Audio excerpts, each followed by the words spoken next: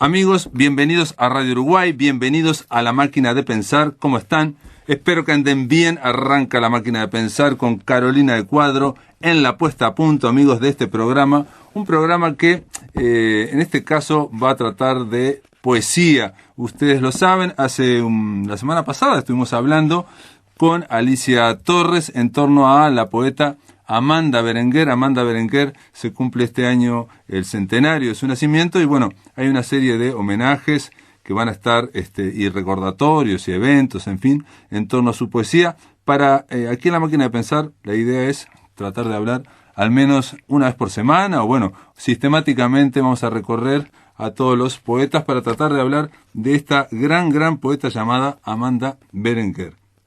Para eso vamos a darle la bienvenida aquí a un poeta, Álvaro Ojeda. ¿Cómo andás? ¿Andás bien? ¿Cómo te va, Pablo? ¿Cómo andas? Bien. Álvaro Ojeda es poeta y narrador, pero bueno, en este caso lo llamamos como poeta. Está bien, me pongo la pluma. Se pone el título de poeta. No, Álvaro, yo sé que vos tuviste relación, no solamente admiración por la poesía de Amanda Berenguer, sino también que la conociste.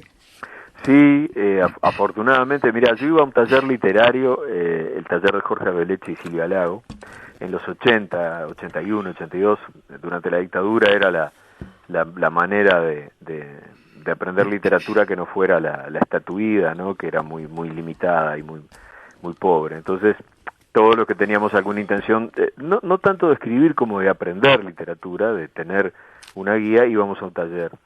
Estaba el del Quique Strázulas y estaba el de Jorge y el de Silvia, que eran los más notorios. Yo me incliné por el de Jorge y Silvia, y ahí, en el año 81, Jorge llevó a Amanda. Yo, a los primeros poetas que conocí, a los primeros escritores que conocí, sobre todo conocí mucha gente del 45 y después del 60, los conocí en ese taller. Y a la primera poeta que conocí personalmente, yo la había leído, pero la había leído en aquellos viejos libros de la Enciclopedia Uruguaya, no sé si recordás, los fascículos que tenían el pomposo título de Historia Ilustrada de la Civilización Uruguaya. Nunca me puedo olvidar de eso, me parece. Pero en esos fascículos no estaban, digamos, los libros completos. No, pero había poesía de ella, había algunos poemas, y en la generación del 45 ella estaba, obviamente, ¿no? Junto con Sarandí, bueno, con toda la gente del 45, y a Vital, a Benedetti, en fin, todo el 45, que fue una generación básicamente más poética que narrativa. Y en eso era como el 27 español, y bueno, y ahí la conocí, y yo quedé absolutamente fascinado. Ella leyó un poema que se llama Noche Viernes, que es un poema que le dedicó a Rubén Castillo, me acuerdo. Yo era oyente absolutamente esclavo de Discodromo, era el programa de radio de la época que se podía escuchar, y ella contó los pormenores de ese poema, y bueno, me resultó absolutamente fascinante. Y tan es así que siempre me acuerdo, cuando nombra el poema de Rubén Castillo, me acuerdo que se llama Noche Viernes y que está en uno de los libros de Amanda, que ahora no recuerdo cuál es el libro. Pero la cuestión es que se ve que yo inflé mucho porque mi madre, para ese fin de año, me regaló una antología preciosa que circulaba en Calicanto, que es una antología poética de 30 años de su poesía, del 49 al 79. Es decir, arrancaba con El Río, aunque ella había tenido un par de libros anteriores, que uno de ellos lo nombraba, uno sobre Paul Valéry, y el anterior, el primer libro de todos, que yo no recuerdo ahora el título, y que ella odiaba porque decía que el título, un tío de ella le había dicho que terminaba en un insulto prácticamente el título. Y después, bueno, de ahí en adelante, yo creo que fue la primera escritora, o escritora, en este caso escritora, que yo conocí como una funcionaria de la poesía, ¿no? Como una persona que trabajaba todo el tiempo para la poesía y que era básicamente una enorme poeta.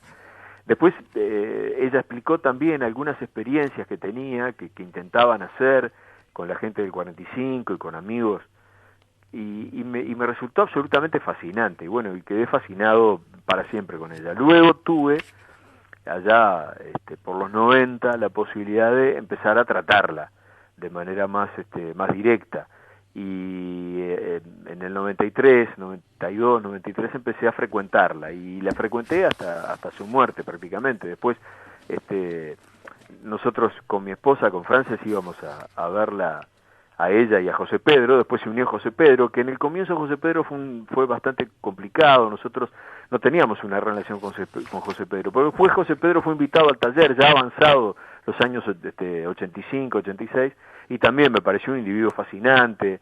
Y bueno, y entonces terminamos siendo amigos por esas vueltas de la vida, con las diferencias de 30 años de una pareja con otra. Y fue una experiencia monumental, porque Amanda, contrariamente o casi en oposición al 45, que era una generación complicada de tratar, yo tuve muy buena relación con muchísimos de ellos, algunos de ellos muy complejos, pero yo me llevaba bien, tuve la enorme fortuna de llevarme bien con ellos.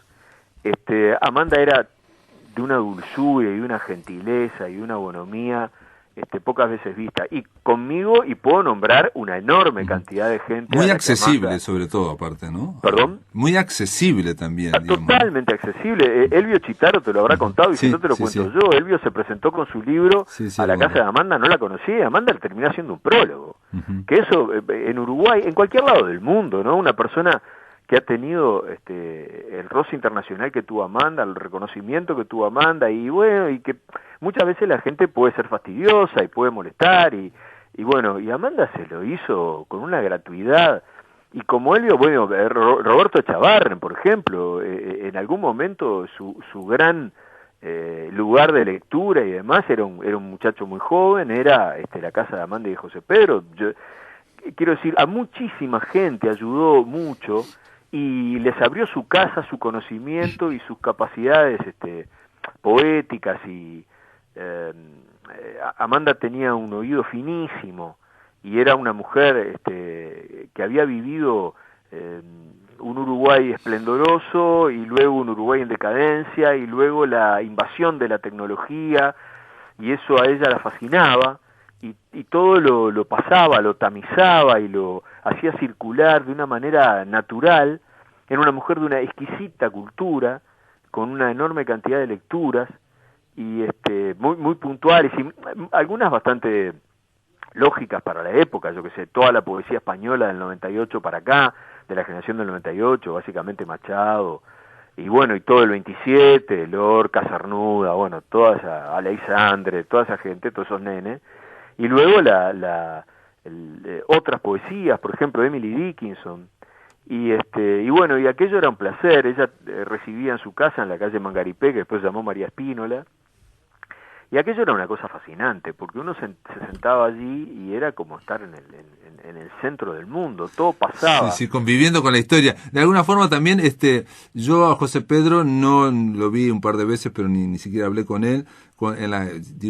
Fui a la casa de Amanda un par de veces, pero lo que quiero decir es la hospitalidad y la accesibilidad, a diferencia, digamos, de ese estereotipo de la generación de 45, ¿no? O ella misma incluso decía el obstinato rigor y todo ese Sí, bueno, lo que pasa es que ella siempre, tanto ella como José Pedro, habían encarado la actividad poética como una actividad social. Quiero decir, la poesía no era una torre de marfil donde había un individuo tocado por los dioses que hacía lo que quería y que la gilaba viera lo que decir. No era Mallarmé, más allá de que ella admiraba mucho a Mallarmé, no era aquello de vamos a hacer más sombrías las cosas, así la gente no entiende nada. No, ella discutía mucho una serie de opiniones de Juan Ramón Jiménez, la poesía pura, al que admiraba mucho, había leído mucho. Bueno, ¿quién no puede admirar a Juan Ramón Jiménez? El que había conocido incluso aquí, cuando había venido Juan Ramón con su esposa, en los fines de los 40, antes de recibir el nombre. Y eso de que para la mayoría, ¿no? Para la mayoría, bueno, no para nada en eso. Es decir, Amanda creía en la posibilidad de la transmisión. A mí me hizo heredar la necesidad, no de que la poesía o que la literatura sea básicamente inteligible como quien estudia un pasaje histórico, bueno, la batalla de las piedras fue en tal época, no, pero sí una necesidad de que la gente se apoderara de esto, hubo que una de las cosas que me enseñó y más exigió, que esa es la razón del arte, ¿sí? Por eso es contraria al torre marfilismo. Si vos realizás un texto que es absolutamente perfecto, pero nadie capta nada de él, carece de toda importancia. El arte está hecho para los hombres y entre los hombres y desde los hombres, y eso me lo enseñó Amanda. Mira, yo recuerdo cuando la primera novela, que vos conocés bien, porque fuiste de los primeros lectores, que yo escribí, que era El hijo de la pluma, yo le había puesto un nombre impresionante, y me da vergüenza decirlo, así que no lo voy a decir. No me acuerdo qué nombre era, yo no lo... No, ya, vos ya lo conociste con el nombre con que... El hijo de la pluma. El hijo de la pluma. Y Amanda, me acuerdo, estoy sentado donde estaba sentado ese día, me llamó por teléfono y me dijo, mira Álvaro, si vos querés que tu novela la lea alguien, no le podés poner ese título. Vos no podés exigir a que la persona, para entender un título, tenga que salir corriendo a un diccionario, tenga que hacer un... No, eso es una locura, no funciona, no está bien, no se hace. Mi oído me dice que no. Yo desde ese momento en adelante siempre consulté a Amanda sobre los títulos, porque Amanda te daba la justa, y si Amanda te decía... Entonces cuando descubrí El hijo de la pluma como título, me dijo, bueno, eso es otra cosa. Bueno, entonces empezó a sacar... después la leyó la novela, no la había leído la novela, pero había entendido con esa sutileza que tienen los poetas en serio, con el sentido de lo fónico y de la sonoridad, y sobre todo con esa intención de comunicar, que no se daba de patadas con el ostinato rigore de Leonardo, que era el lema de la Galatea, que era la pequeña imprenta donde se imprimieron los primeros libros de Amanda, y muchos libros, entre ellos el maravilloso libro sobre Bécquer de José Pedro Díaz, que es un libro taxativo sobre Gustavo Adolfo Bécquer, y ellos tenían la necesidad de comunicar, lo hacían porque realmente creían en que había que hacer que la gente llegara a todo, y que a la gente le llegase todo con nivel y calidad. Eso para mí es una enseñanza única. No obstante, ella era una profunda admiradora de todo lo enciclopédico, los diccionarios. Tú estabas hablando con ella de cualquier cosa y tal palabra, bueno, entonces allá se paraba, José Pedro iba, ella se paraba, buscaba el diccionario de María Moliner, que estaba siempre ahí a mano, iban a buscar un diccionario francés, la Espasa Calpe, hasta llegar al punto de lograr captar lo que el autor había querido decir. Y eso era maravilloso, realmente era maravilloso. Sí, era como una pareja que estaba viviendo en torno y de la literatura, ¿no? De la escritura, ¿no? Y bueno, y celebrando. Había sido profesor y había escrito una magnífica prosa. José Pedro tiene tratados y ejercicios que son excelentes. Hermoso, sí, hermoso libro. Y Armanda toda su vida había escrito, y era como su... Ella no se hizo médica porque tenía una gran aprensión a la sangre y a las heridas, entonces se dio cuenta que, bueno, no podía ser médica en esas condiciones. Pero siempre tuvo, por un lado, una cabeza muy de historia natural, como se decía en la época, muy científica, a lo Bacon, ¿no? La observación, la posibilidad de generar una hipótesis, la comprobación. Le gustaban mucho las ciencias biológicas, las ciencias naturales, sabía mucho de eso, le interesaba muchísimo. El Animal Planet para ella fue el descubrimiento de América, porque de alguna manera pudo acceder a una cantidad de cosas que ya las había leído. Ella era una devota y ferviente conocedora de la teoría de Darwin. Darwin era un personaje que le impresionaba mucho. Incluso yo recuerdo, que no sé si se lo llegué a regalar, pero había un librito maravilloso que se llamaba Las Musas de Darwin, un libro del Fondo de Cultura Económica, que explicaba las razones, digamos, emocionales, sociológicas, vitales de Darwin. ¿Por qué Darwin se había dedicado a lo que se había dedicado? Y charlábamos largamente de eso con Amanda. A ella le fascinaban las motivaciones de los escritores, pero tenía muy claro que la motivación del escritor se acaba en el momento que llegas a la página. Cuando llegas a la página vos tenés que darle a la gente algo donde la gente pueda asir, pueda morder, pueda discutir contigo, pueda dar otra lectura, pueda coincidir, pueda discrepar. Eso le parecía fascinante. Y en la poesía en concreto, ella defendía mucho, y creo que se nota en muchos de sus poemas, en la Nube Magallánica sin duda, defendía mucho la idea de que la poesía no era un cúmulo de metáforas o de imágenes que comienzan y que se empiezan a extender hasta el infinito, y que uno muchas veces, que no es un lector desprevenido, que ha leído mucha poesía, dice, pero pará, ¿de qué estábamos hablando? Porque llega un momento en que uno se pierde. No, Amanda defendía por supuesto, el vuelo lírico del poeta, su carácter introspectivo, su carácter metafísico, hasta cierto grado de capricho y de surrealismo que puede tener el poeta, como puede tener cualquier escritor, pero siempre tenía que haber un lugar de donde morder, de donde poder desarmar esa estructura. Y bueno, eso se nota mucho en sus poemas largos. Ella terminó especializándose en poemas largos, que es una cosa muy complicada, me refiero a largos de extensión, ¿no?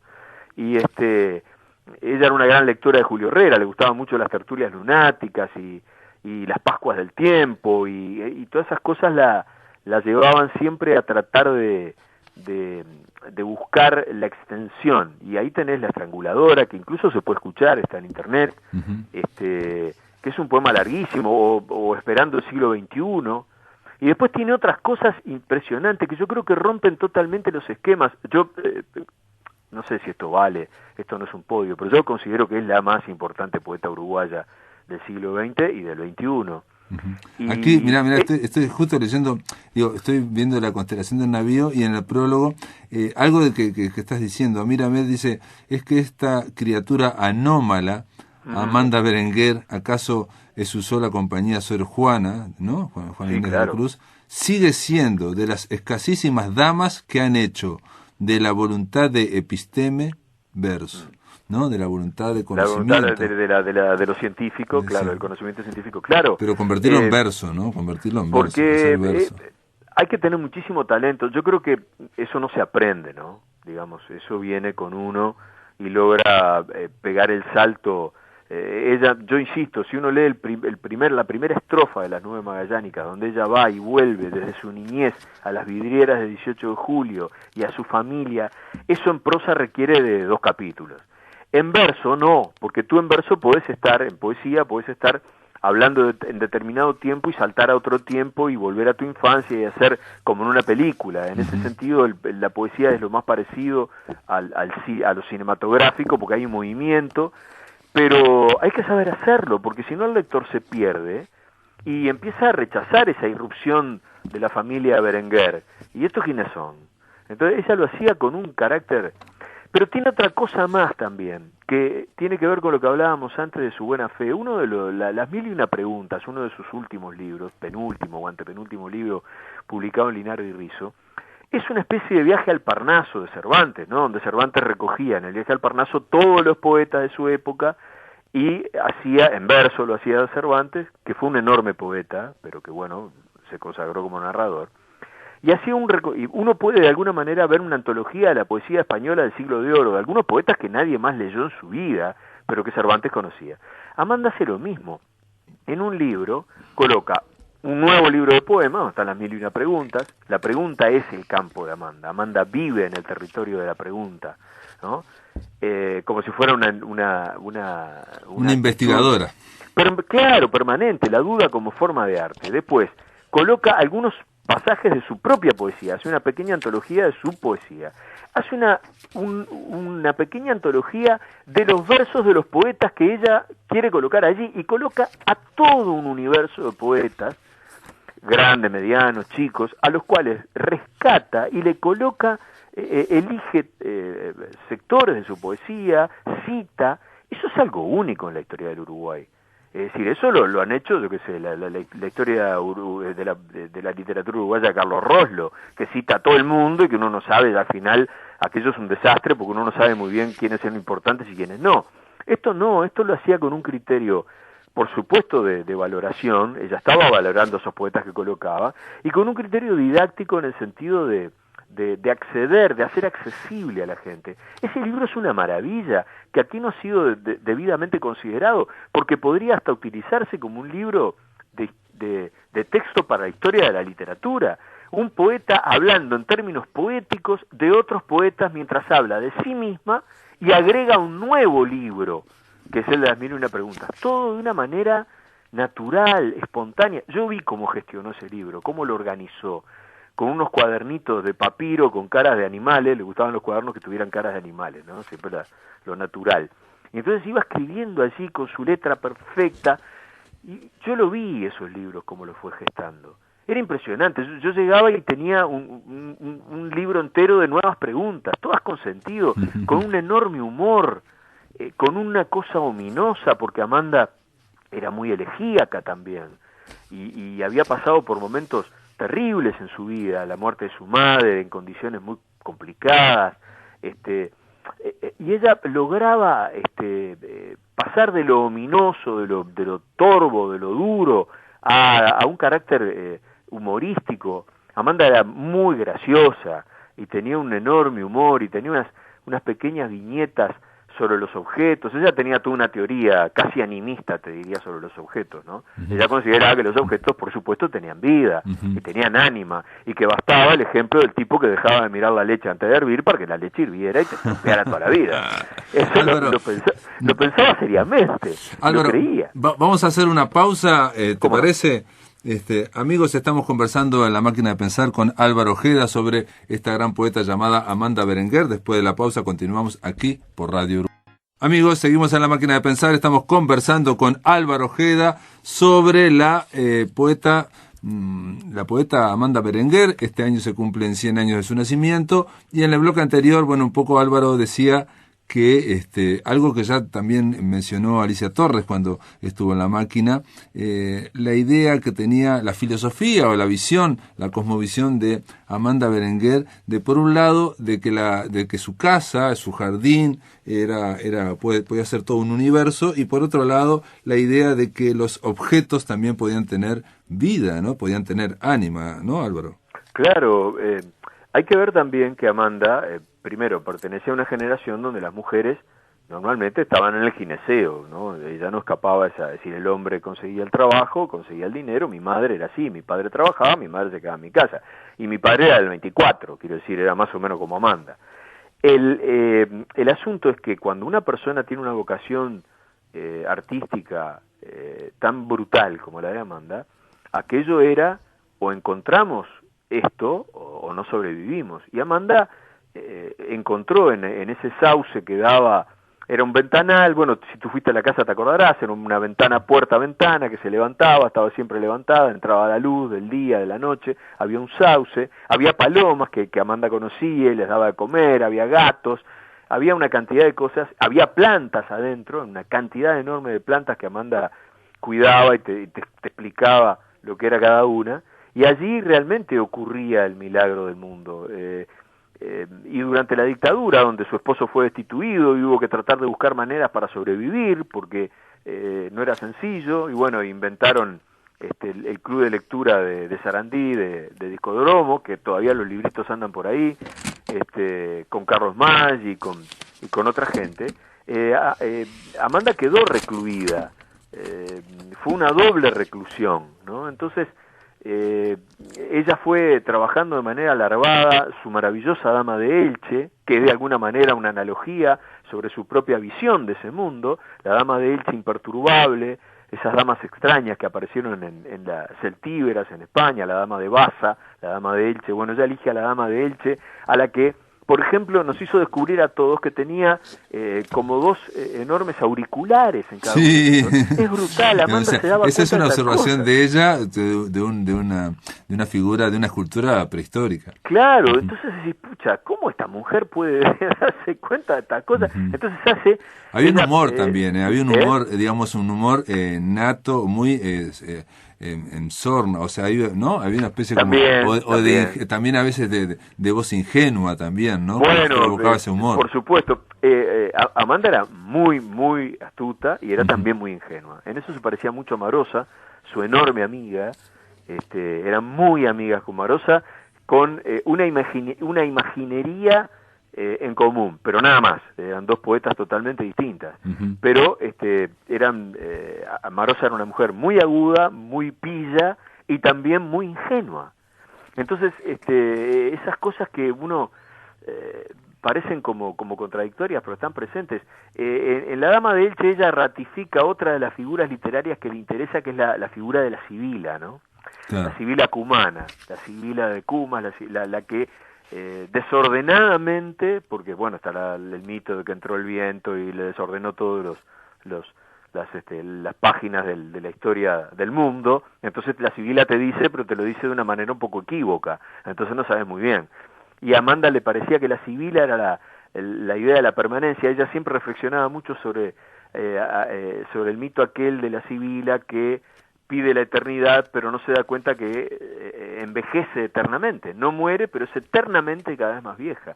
Es un mito terrible, porque es la historia de pedirle tres deseos al genio. El genio te embroma, generalmente te joroba. Y esto es lo mismo, a ella le gustaba mucho esa idea, la idea de una presencia, de una mirada que podía pasar por encima del tiempo, que es uno de sus grandes temas, el tiempo como posibilidad perpetua, y ella mirándolo. Es el mismo tema de la botella de Klein, donde no hay ni una adentro ni una afuera, y hay una permanencia en el tiempo. Y después tiene esa perdón, otra joya. con respecto a la botella de Klein, digo, ya lo conté esto, pero lo cuento de nuevo, simplemente le pregunté algo sobre la topología ahí, y cuando estuve, y a ella ya no le interesaba, o sea, ya había escrito la botella de Klein, y me dijo, como, ya lo leí, eso fue hace tiempo, o sea, como que se metió en ese momento, en ese tema, escribió ese libro y después pasó a otro tema. Claro, ella trabajó mucho sobre la cinta de Möbius, que la botella de Klein es la forma de volumen de la cinta de Möbius. Pero no, claro, ella tenía la urgencia de seguir adelante, por eso siempre discutía conmigo, y me acuerdo que también discutí un día con Hugo Achugar, sobre que cuando ella en el poema del río habla de toda su generación, que será de Ángel Rama, que será Aida, no está haciendo un Ubisunt, porque nosotros le decíamos, bueno, pues es un Ubisunt, ¿dónde están? No, decía ella, porque yo no estoy preguntando por los muertos, estoy haciendo una pregunta hacia el futuro. Yo me peleé años, y al final me di cuenta que tenía razón. No es exactamente un Ubisunt, porque ella no es el Ubisunt manriqueano, que se hicieron aquellas damas, bueno, están muertas, no. Esos eran seres vivos de 20 y pocos años, toda su generación, a la que ella le estaba atribuyendo en el futuro una posibilidad. Es más complejo, es como la Sibila, es como apropiarse del tiempo. Amanda llegaba a esos niveles, y era una mujer jovencísima cuando planteaba eso, tenía una profundidad de una adultez maravillosa. Después tiene otro sector, porque es como un universo, el sector de la identidad de ciertas frutas, que es una maravilla, donde mezcla las taxonomías, le encantaban las taxonomías, las catalogaciones, ¿no? Linneo, bueno, todas esas cosas le parecían fascinantes, porque hay digamos, Amanda creía en la posibilidad de que captáramos las leyes del universo, que hay leyes, que pueden ser interpretadas, que eso es lo más cercano a la divinidad que tenemos, ¿no? Ella, por supuesto, era agnóstica, o al menos atea, no sé si atea, al menos agnóstica, pero ella entendía que había leyes que regían este batiburrillo de cosas que somos. Y entonces ella pensaba que de alguna manera esos elementos taxonómicos te acercaban, aunque luego se descorazonaba y pegaba otro salto a otra piedra, como a vos con la botella de Klein. Y esas taxonomías que están, el libro tiene un enorme prólogo donde va colocando distintas catalogaciones, tiene cosas maravillosas, como por ejemplo el enorme poema narrativo que se llama Los maníes, y que es de los últimos. La pequeña máquina iba adelante como una tierna locomotora asustada. Está hablando del carrito de los maniceros. Y entonces empiezan a desfilar por ese mundo las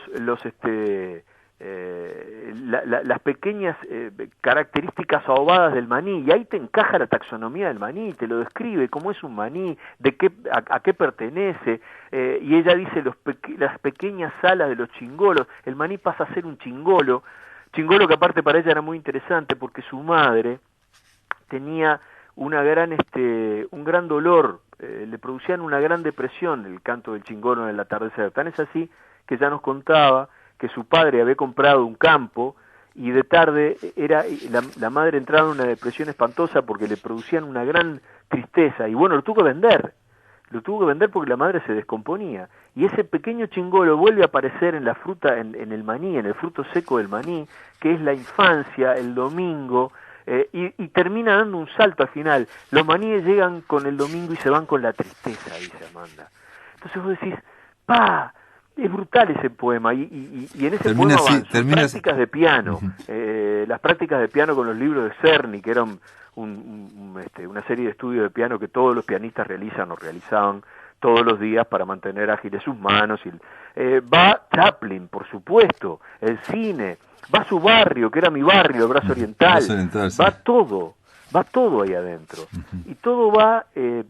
no como una catarata donde al lector se le tira y arreglate como puedas. No. Aquí lo tengo, dice: el maní soltaba en la tarde su nombre, sus 2 sílabas, sus 2 diminutos chingolos de madera y agua. Es una bestialidad eso. ¿Hasta dónde llega la sencillez dulce de aquel vuelo? ¿Hasta dónde llegan juntos el nombre y el fruto? Bueno, ese es otro de sus temas, ¿no? Porque Amanda era aristotélica, ¿no? Era de, bueno, a ver, el nombre indica y también borgiana, el nombre indica la cosa, las palabras son hechos en realidad, y viste que ya hay 2 preguntas ahí porque permanentemente te está tirando, no te va a resolver las cuestiones, Amanda. La gran poesía no resuelve ninguna cuestión, empatiza contigo, pero no resuelve cuestiones. Los poetas que resuelven cuestiones terminan haciendo un editorial, y es horrible. Claro. Eso. Termina así el poema, dice: acuérdate si me olvido. Acuérdate. Los maníes vienen empuñados sobre mariposas de papel y se van junto a la tristeza. Es una cosa impresionante. Las mariposas de papel no le comemos los maníes los niños. Amanda llega a ser una niña al final en el poema. No, es impresionante. Amanda puede... ese libro es una joya. Ella cuando me preguntaba... Después yo tuve la enorme fortuna de que ella me dijera: mira, voy a leer tal día. ¿Qué leo? Yo decía: yo le tengo que decir a Amanda Berenguer lo que va a leer. Se me caía la cara. Bueno, le digo, yo sé, a mí me gustaba, a mí me gusta la identidad de cierta fruta. Entonces Amanda me miraba, me parece verla, se subía los lentes con la mano, tomaba los lentes donde está encajado el armazón con las lentes mismas y me decía: ¿te parece? Sí, me parece, Amanda.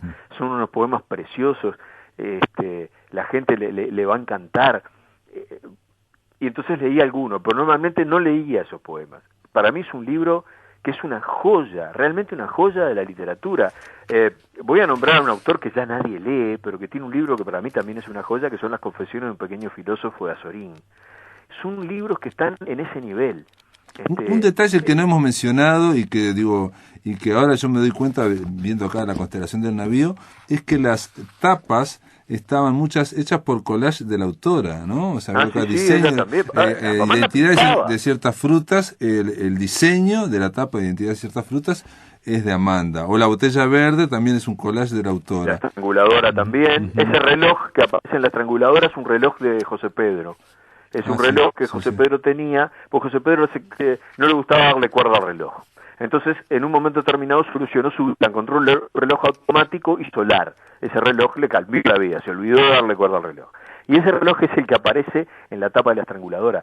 Amanda tenía en la casa un autorretrato, un retrato de Álvaro Díaz Berenguer, su hijo, el médico, que estaba allí. Amanda era pintora, pintaba. Era una mujer múltiple, cantaba precioso, cantaba hermosamente, compuso vidalitas y cielitos. No hubo cosa que Amanda no intentara y no tocara. Tenés la poesía de composición de lugar, que es una poesía que se mezcla la matemática con las abscisas, las ordenadas, la puesta de sol y todo lo demás, y tenés vidalitas y cielos, y lo que estudió para escribir esa vida. Sí, hay un detalle importantísimo que estás diciendo ahora, que casi que cambiaba de estilo de libro en libro, digamos, por lo menos en composición de lugar es casi poesía concreta, ¿no? Es otra cosa, exacto. Va saltando. Yo la vi cuando la presentaba con los viejos slides, eso hay que explicarle a la gente lo que es, ya nadie sabe, con aquella maquinita, las diapositivas, moviendo los slides y se proyectaba con un foco. Los armaba y me acuerdo que jorobaba mucha gente porque decía: José Pedro Díaz está en los aparatos, porque era el que manejaba el slide y ella iba leyendo y te iba explicando lo que pretendía. Yo creo que la vía Amanda tenía algunas características especiales, ¿no? Por ejemplo, Amanda podía escribir con las 2 manos a la vez, que no es fácil.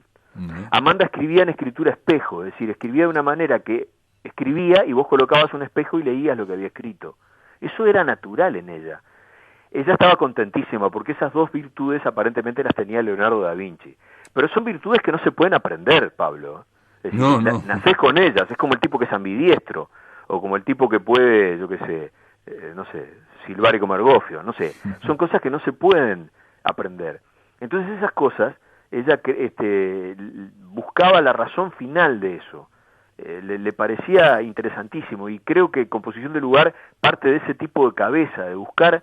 Después intentaba hacer experimentos telepáticos, donde se juntaba todo el 45, se iban de una habitación a otra y se trataban de transmitir un pensamiento. Amanda decía que funcionaba. Yo tengo muy seria duda. Bueno, sabía eso. Yo primera vez que lo oigo, Álvaro, porque siempre la idea del 45, digamos, el estereotipo muy plano, es que eran súper racionalistas y que abominaban toda clase de cosas raras. Primero, el 45 estaba dividido en dos partes. Sí, es cierto. Tenés los lúcidos y los entrañavivistas. Unos y otros se motejaban de esa manera. Yo creo que el término lo inventa Maggi, los dos términos. Pero la verdad es que hay muy poco que ver entre la poesía de Idea y su composición del mundo con la de Amanda. Claro. Aunque ambas se conocían y se respetaban y se trataban, por supuesto, pero no tienen nada que ver. Sí hay más que ver en la poesía de Ida Vitale y Amanda. Sin duda, hay más elementos en común, aunque Ida trabaja sobre la lucidez racional. Es una poesía que vos podés explicar verso a verso. La de Amanda tiene locura poética, es distinto. En Amanda está más presente el surrealismo, está más presente el Otramón, está más presente Vallejo, está más presente Juan Gelman, está muy presente Eliot, al que empieza a nombrar de manera directa en La Estranguladora. Sus poetas estaban allí, ¿no? Emily Dickinson, a la que tradujo, que también es una poeta de gineceo. Es una cosa. Pero por otro lado estaban los otros, ¿no? Sí, Benedetti, Sarandí, poetas ideológicos con teoría marxista detrás, donde sí hay una búsqueda de la lucidez. Pero también estaba Regui, que era un hombre de campo con todo lo que eso significaba, con toda una tradición que quizás fuera morosiliana o Spínola, que era un maestro para ellos. Ojo que Spínola también fue muy importante para esa generación. Ella mencionaba, obviamente, a Juan Ramón, ¿no? Acá encontré, mirá, en el Tigre Alfabetario, en ese libro está Noche Viernes, el poema de a Rubén Castillo que decías mencionabas al comienzo del programa. Ella tenía un proyecto del cual yo debía haber bombeado porque me hubiera llenado de gloria a mí y de placer y de honor, que era hacer una enorme antología, porque iba a ser enorme, sobre poemas sobre las rosas, ¿no? Habíamos comenzado con el de Borges, la rosa, la rosa oscura del jardín, ¿no? La rosa, es el hermosísimo poema de Borges, ¿no? Y había un poema también de Jiménez, que era, yo no lo recuerdo ahora, que era algo así como: la poesía es la rosa, mirala, ya está pronta, no tenés que decir nada. No la toques más, así es la rosa. Ahí está. No la toques más, que así es la rosa. Y es un poema ella súper quería hacer una antología, y por ejemplo una imagen que le fascinaba a Julio Herrera era "Lóbrega rosa que tu almizcle fluvias", que por supuesto no es una alusión a la rosa, sino es una alusión a la genitalidad. Ese tipo de cosas Amanda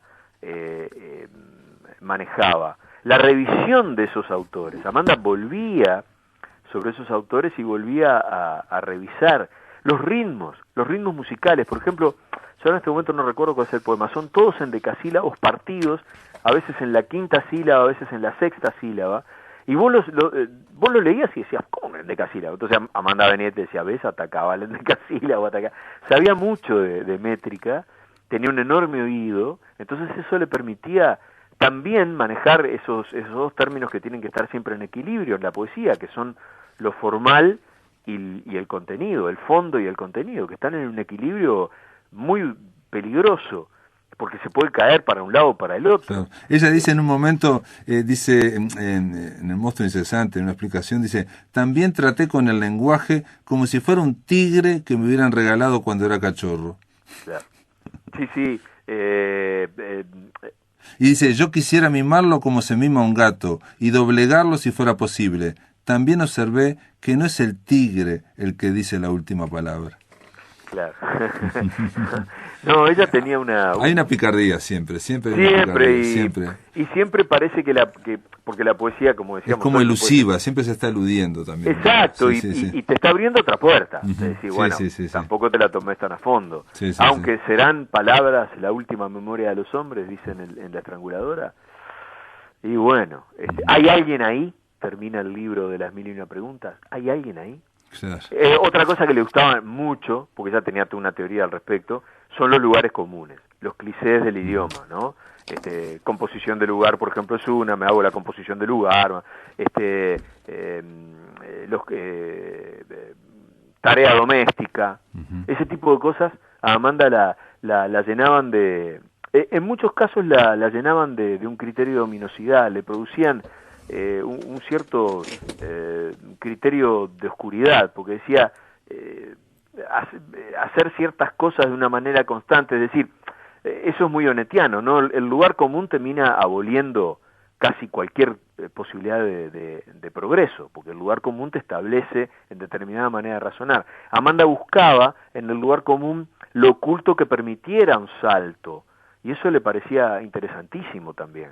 El lenguaje para ella era muy de la escuela de Frankfurt, de alguna manera, en ese aspecto. Yo creo que tenía algunas lecturas de Wittgenstein, sobre todo de las investigaciones filosóficas, porque yo recuerdo haber hablado con ella de eso. También le interesaban las canciones populares. En eso era muy 45. Por ejemplo, tenía una aversión fabulosa por la murga, ¿no? La murga era una cosa que no la llenaba, ¿no? Pero le interesaban algunas letras de tango, mucho. Bueno, ahí está como idea, ¿no tanto como Ida. No tanto como idea. Idea sí era una estudiosa. Pero le interesaban, por ejemplo, yo me acuerdo que había un poema que yo un día le recité porque era un tango de Corsini que me gustaba mucho, que es un tango que describe a una mucamita, ¿no? Entonces cuando la mucamita decide mal su vida, dice: se pondrán tristes los trapos, las escobas con crespones, negros los repasadores si te dejas engrupir. Le parecía fascinante eso, porque la idea, le ratificaba la idea de que las cosas tenían un ánima y que frente a las decisiones de los hombres se transformaban. Ella dice en un poema que todos los objetos se pusieron de espaldas cuando la madre murió, en una elegía maravillosa sobre la muerte de la madre. Entonces, me parece que ahí también tenía algo de Marosa, la convivencia con lo mágico que podía ocurrir cuando vos estabas baldeando el patio al fondo. Sí, bueno, de alguna forma Amanda Berenguer, digamos, ella en un momento dijo que su vida está en los libros, hay que verla, o sea, no hay que buscar la biografía en hechos trascendentales o una vida aventurera, sino que estaba en sus libros, pero yo creo que sus libros, como toda literatura, se nutren de la literatura, de todas las poesías, como dijiste vos, de todos los poetas, pero también se nutren de la vida, claramente, del poeta. Y lo que pasa es que también tenía cosas. una cierta aversión que ella de alguna manera me inició, y yo cada vez tengo más, lo hemos hablado muchas veces, Pablo, sobre que la biografía de los escritores es una cuestión, porque uno quisiera que los escritores que ama fueran individuos maravillosos, fueran Aquiles, pero no son Aquiles. Sí, a veces son de Agamenón. No, y aparte, como dijo Borges, la biografía es algo más que un inventario de domicilios, ¿no? Porque también es mudanzas. Álvaro Ojeda, gracias por estar en La Máquina de Pensar. Amanda Berenguer es una poeta que vamos de alguna forma a ir bordeando, si se quiere, pero esto hay que leerlo porque es muy difícil realmente bordear la poesía, y es muy difícil dar un perfil de una poeta tan múltiple como fue Amanda Berenguer. Y en honor a Amanda, la poesía aparte no admite la paráfrasis. Yo no te puedo contar un poema. No. Entonces es horrible parafrasearlo. Pero bueno, hay que leerlo. Por eso digo, lo bordeamos y vamos dando una especie de perfil para aquellos que quieran leerlo. Gracias por estar en La Máquina de Pensar. Gracias a vos, Pablo. Muy bien, amigos, se terminó La Máquina de Pensar. Espero que lo pasen muy bien. Será hasta la próxima.